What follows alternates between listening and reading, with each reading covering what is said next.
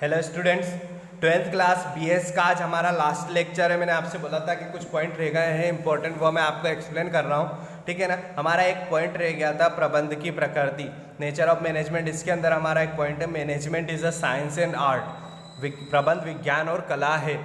आपने ये पॉइंट हमेशा पढ़ा होगा सोशल साइंस में कि यार कोई सा भी पॉइंट आपको दिया जाता था उसके बारे में लिखा होता था कि यार ये आर्ट भी और साइंस भी हैगा। ठीक है ना। तो यहाँ पर भी जो हमारा प्रबंध हैगा, मैनेजर हैगा, वो मैनेजमेंट हैगा, वो आर्ट भी है और साइंस भी हैगा। अब क्यों हैगा आर्ट और साइंस? अब आर्ट और साइंस का सिस्टम ये रहता है कि विज्ञान और कला, विज्ञान क्या हैगा, साइंस क्या है, यहाँ पर हर चीज़ पढ़ी लिखी होती है। मतलब आपके जो रूल रेगुलेशन बनाई जाती है उस हिसाब से उसको फॉलो किया जाता है। और आर्ट होता है कला, मतलब अपने हुनर को पहचानना। अब यहाँ पर दोनों चीज बोली गई है, ठीक है ना, कि प्रबंध विज्ञान के रूप में है, management is a science, management जो है वो साइंस हैगा। ठीक है ना। कुछ लोगों का मानना है कि जो मैनेजमेंट प्रबंध होता है वो साइंस होता है, कुछ लोगों का मानना है कि वो आर्ट होता है, कला होती है। ठीक है ना। हम तीनों पॉइंट पढ़ लेते हैं कि यार हमारा मत किस हिसाब से हैगा। तो पहला दिया है मैनेजमेंट इज अ साइंस, विज्ञान किसी विशिष्ट ज्ञान का क्रमबद्ध अध्ययन होता हैगा। पॉसिबल है कि हमें यार मैनेजमेंट की पढ़ाई करनी है कि अच्छी किसी कंपनी में बड़ी जॉब चाहिए तो उसके लिए हमें पढ़ाई करनी पड़ेगी, डिग्री लेनी पड़ेगी। ठीक है ना। तो सही बात है कि मैनेजमेंट जो हैगा वो साइंस हैगा। नेक्स्ट पढ़ते हैं, इसके सिद्धांत कारण और परिणाम में संबंध स्थापित करते हैं। ठीक है। इसके जो सिद्धांत हैं हमने पढ़े हैं, तो वो क्या करते हैं कि कारण और परिणाम में संबंध स्थापित करते हैं। सॉरी, सिद्धांत अभी हमने नहीं पढ़ा, इसका नेक्स्ट चैप्टर हैगा वो। तो इसके सिद्धांत जो हैंगे वो कारण और परिणाम, मतलब कि जो भी चीज़ होती है, जैसे हमें कोई चीज़ बोली गई है कि यार आपको ये काम करना है, तो आपने जो चीज़ पढ़ा है आप वो चीज़ फॉलो करोगे। ठीक है ना। हम अलग से हमारा दिमाग नहीं लगाएंगे, वो चीज़ क्या फॉलो करेंगे कि यार हमें तो ये रूल और रेगुलेशन बनी है कि उस हिसाब से हमें फॉलो करना है। जैसे हम अकाउंट में करते हैं, हमें जो डायग्राम जो फॉर्मेट वगैरह दिए हैं, जो रूल दिए, हम उस हिसाब से ही अकाउंटिंग सॉल्व करते हैं। ठीक है ना। तो यहाँ पर भी आपके सामने जो प्रॉब्लम आते हैं हम उसी के थ्रू सॉल्व करेंगे, जो साइंटिफिक रूल हैंगे। नेक्स्ट दिया है, विज्ञान के सिद्धांत प्रयोगों पर आधारित होते हैं। विज्ञान के जो सिद्धांत होते हैं प्रयोगों पर मतलब प्रैक्टिकल नॉलेज। यहाँ पर जितने भी हमारे जो सिद्धांत बनाए गए वो क्या होते हैं, प्रैक्टिकल नॉलेज पे बेस होते हैं। अब प्रैक्टिकल नॉलेज क्या होता है? आप किसी भी काम को करते हो तो आप पढ़ रहे हो। ठीक है ना। मैं आपको ये प्रैक्टिकल, अगर अकाउंट के प्रैक्टिकल आपको बोल के बताऊंगा, बोर्ड पे नहीं करवाऊंगा या कॉपी में नहीं करवाऊंगा, तो शायद आपको समझ में भी नहीं आएगी। ठीक है ना। तो ये चीज़ क्या हो गई कि यहाँ पर प्रैक्टिकल किया जाता है। आप अभी मैनेजमेंट पढ़ रहे हो बुक में से, तो आपको शायद उतना एक्सप्लेन नहीं हो कि यार जो पढ़ाया है आप वो ही पढ़ोगे, बट यही चीज़ें आप जब प्रैक्टिकल करोगे, किसी कंपनी में इंटर्नशिप करोगे यही चीज़ों के लिए, तब आप कहोगे कि नहीं यार ये चीज़ हमने पढ़ी थी और वही चीज़ हम आज यहाँ पर फॉलो कर रहे हैं। ठीक है ना। तो यहाँ पर जो भी चीज़ होती है कि वो प्रैक्टिकल बेस पे डिपेंड होती है।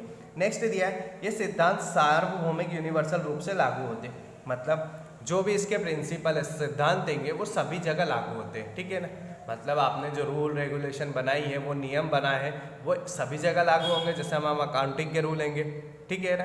अब ऐसा तो ये नहीं कि यार आज हमने उसको अपने लिए यूज़ कर रहे हैं कि अपने स्कूल में, दूसरे स्कूल में अलग तरीके से फॉर्मेट हैगा, कहीं और गए तो वहाँ अलग फॉर्मेट हैगा। नहीं, अकाउंटिंग का जो फॉर्मेट हम पढ़ रहे हैं वही फॉर्मेट सभी जगह यूज़ होता हैगा। ठीक है ना। ये हो गया। अब नेक्स्ट दिया है, नियंत्रण परिस्थितियों में इनका परीक्षण कर इनकी सत्यता की जांच की जा सकती है। नियंत्रित परिस्थितियों में जब भी हम कोई काम करते हैं, ठीक है ना, मतलब कंट्रोल में हो हमारे जब कोई काम, तब ये सारे जो पॉइंट है मतलब जो लिखे गए हैं बुक में, ठीक है ना, इसके प्रिंसिपल सिद्धांत जो लिखे गए हैं हम उनको चेक भी कर सकते हैं कि यार ये फॉलो हो रहा है या नहीं हो रहा है। ठीक है ना। तो ये हो गया विज्ञान के रूप में। ये कुछ पॉइंट हैं हमारे जो बोलते हैं कि यार जो हमारा मैनेजमेंट हैगा वो साइंस हैगा। अब हम पढ़ते हैं कि वो आर्ट कैसे हुआ। ठीक है ना। तो ये लिखा है,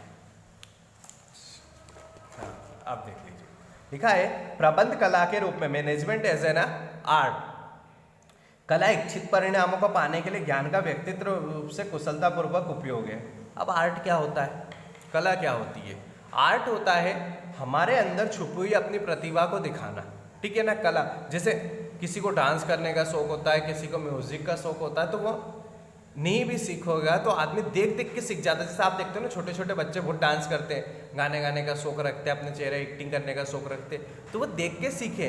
पढ़ाई करी क्या उन्होंने? नहीं, वो सामने देख लिया उन्होंने टीवी पे, मोबाइल पे, तो उनको स्टेप समझ में आ गया कि यार इसे पैर ऐसे हिला रहा है, हाथ ऐसे हिला रहा है, उस हिसाब से वो लोग सीखते गए। तो यहाँ पर मैनेजमेंट को आर्ट भी माना गया। क्यों? क्योंकि कुछ ऐसी सिचुएशन रहती है जब आप अपने अंदर के हुनर को यूज़ करते हैं। जैसे क्या रहता है, कल हमने कोऑर्डिनेशन वाला पॉइंट पढ़ा था, तालमेल बनाना।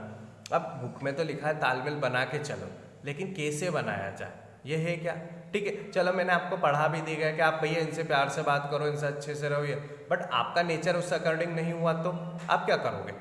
किसी किसी का नेचर होता है गुस्से वाला होता है, किसी का नेचर होता है कि फ्रेंकली होता है, ठीक है ना? तो आपका नेचर अगर उस अकॉर्डिंग नहीं हुआ तो आपको अपना काम कैसे करवाओगे? मतलब आप मैनेजमेंट के लिए बने ही नहीं हो। जैसे बोल सकता हूँ कोऑर्डिनेशन क्या, अपने को अपना काम निकलवाना तो प्यार से बात करनी पड़ेगी, ठीक है ना? बट आपका नेचर क्या हैगा? आपका नेचर गुस्से वाला, आप किसी से प्यार से बात नहीं करते होगे, अपना काम करें तो करें, नहीं तो कोई बात नहीं। तो आप ऐसे कंपनी के मालिक बन सकते हो क्या? मैनेजमेंट कमेटी में शामिल हो सकते हो क्या? पॉसिबल नहीं हैगा। आपको क्या करना पड़ेगा उस जगह? अपने आप को नहीं बदल, आपको अपने तरीके बदलने पड़ेंगे कि यार मेरा नेचर गुस्से वाला हैगा तो मैं कैसे काम करूँ। तो आप में कुछ ना कुछ तो कला होगी, ठीक है ना?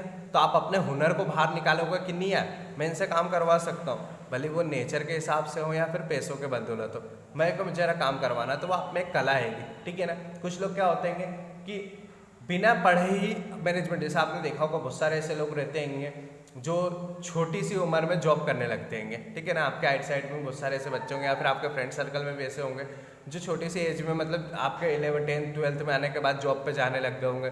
कोई राजवाड़ा जाता होगा, कपड़ा मार्केट जाता होगा, तो कहीं ना कहीं जॉब कर रहा होगा। उनको इतना नॉलेज उनने पढ़ाई कर रखी क्या सेलिंग की? नहीं। अगर वो 10th का स्टूडेंट है तो उसने शायद मार्केटिंग की पढ़ाई भी नहीं करी, और अगर 12th में भी आ गया है तो भी उसने मार्केटिंग की पढ़ाई अभी नहीं कर रखी है। तो उसको कैसे पता कि हमें कस्टमर को कैसे हैंडल करना है, कौन सा कस्टमर किस हिसाब से हैगा, ठीक है ना? सराफा हो या कपड़ा मार्केट हो, कस्टमर तो हैंडल आपको करने पड़ेंगे। तो उसको कैसे पता चलेगा क्या रही है उस अकॉर्डिंग है? नहीं ना। तो वो क्या रहता है, कुछ दिन जब काम करेगा तो उसमें ऑटोमेटिक हुनर आते जाता हैगा। उसने पढ़ाई नहीं करी है बट उसमें वो हुनर आ गया हैगा।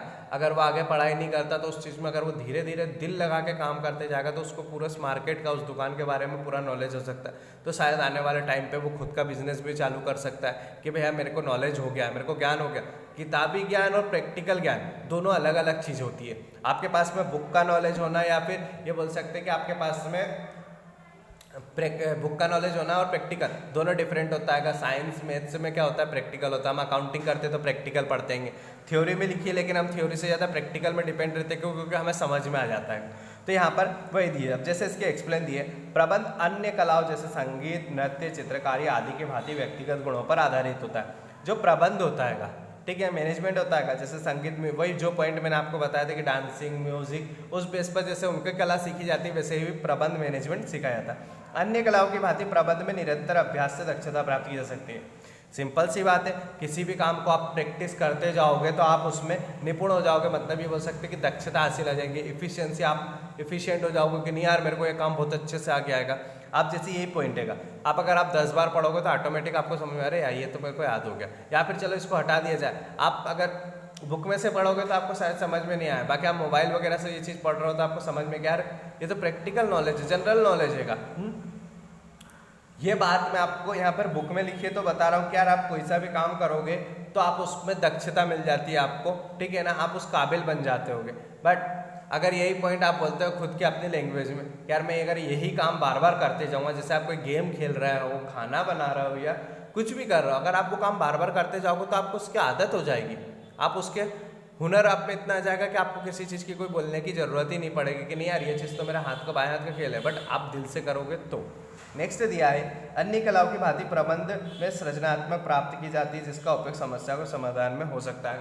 अब सृजनात्मक क्या होता है, अब क्या रहता है, किसी भी ऊपर वाला पॉइंट ही ले लेते कि यार किसी भी काम को करने में आप में एक दक्षता हासिल हो जाती है कि यार मैं हर प्रॉब्लम का सामना कर सकता हूँ, ठीक है ना। जैसे कोई आदमी क्रिकेट खेलता है, वो क्रिकेट खेलने वाला बंदा फास्ट बॉल हो या फिर स्पिन बॉल हो, ठीक है ना, दोनों में अपना काम आराम से कर लेता है, मतलब हिट करना उसको पता है। कि अगर पता चला लेफ्ट साइड में फील्डर खड़े हैं तो मैं राइट साइड में शॉट मारूंगा, अगर राइट साइड में फील्डर है तो मैं सामने मारूंगा, अगर पीछे खड़े तो मतलब मैं पूरे ग्राउंड का यूज़ कर सकता हूँ क्योंकि मुझ में टैलेंट हैगा, ठीक है ना। सामने से कैसे भी बॉल आएगी मैं उसको भी फेस करने के लिए टैलेंटेड, क्योंकि मैंने ट्रेनिंग ले रखी है, मैंने उस चीज़ को नॉलेज कर रखा है, अपने ऊपर अनुभव कर रखा है। चलो मैं ठीक है क्रिकेट की बात ले लेते हैं। तो अगर आप मेरे को बुक में बता दीजिए कि नहीं आप अगर आपके सामने राइट साइड में अगर इतने फील्डर खड़े हो तो आप इस तरीके से शॉट मारना, और आपके अगर इधर हो तो उस तरीके से शॉट मारना, सब चीज़ मैंने बुक में बता दी। अब बैट कहाँ है, बैट है क्या यहाँ पे, नहीं है। अगर बैट होगा तो आपको समझ में आएगी, मैं आपका हाथ पकड़ के बताऊँ कि नहीं बैट को ऐसे घुमा, इस तरफ घुमा, तो आपको समझ में आ जाएगी। बट अगर बैट नहीं होगा तो आपको कैसे समझ में आएगी, ठीक है ना। तो ये चीज़ें क्या होती है, सीखी जाती है, आर्ट होता है बंदे में। तो ये हो गए हमारे दोनों चीज़। अब प्रबंध विज्ञान एवं कला हैगा, दोनों हैगा, ठीक है ना। क्यों होगी, क्योंकि हमने दोनों पॉइंट बने, दोनों के हिसाब से सही हैगा। साइंस हम मैनेजमेंट की पढ़ाई करते हैंगे तो वो हमारे लिए साइंस हो गया, ठीक है ना। बट कुछ प्रॉब्लम रहती है जिसको हम सामना करके ही उसको, जैसे कोऑर्डिनेशन बैठाना, ये हमारे नेचर पर डिपेंड करता है, तो ये आर्ट हो गया। उसने बोला प्रैक्टिकल नॉलेज होना जरूरी हैगा तब आप मैनेजमेंट कर सकते हो। तो सही बात है कि आप प्रैक्टिकल अगर खुद का बिजनेस करते जाओगे तो ऑटोमेटिक आपको नए नए नॉलेज आते जाएंगे, ठीक है ना। तो इसी तरह से जो हमारा मैनेजमेंट हैगा वो आर्ट एंड साइंस दोनों हैगा। तो आपका ये आज चैप्टर फर्स्ट हमारा कंप्लीट हो गया बीएस का। इसके अंदर मैंने आपको सारे पॉइंट क्लियर कर दिए हैं। अब हम कल करेंगे आईपी का फर्स्ट चैप्टर ले लेंगे, ठीक है ना, ताकि आपको किसी भी तरह का मतलब एक एक चैप्टर आपका अकाउंट का फर्स्ट हो चुका है, आईपी का फर्स्ट है, सॉरी बीएस का फर्स्ट हो चुका है, और आईपी का भी कल फर्स्ट चैप्टर हम स्टार्ट कर देंगे, तो वो भी हमारा कंप्लीट हो जाएगा, ठीक है ना। Thank you.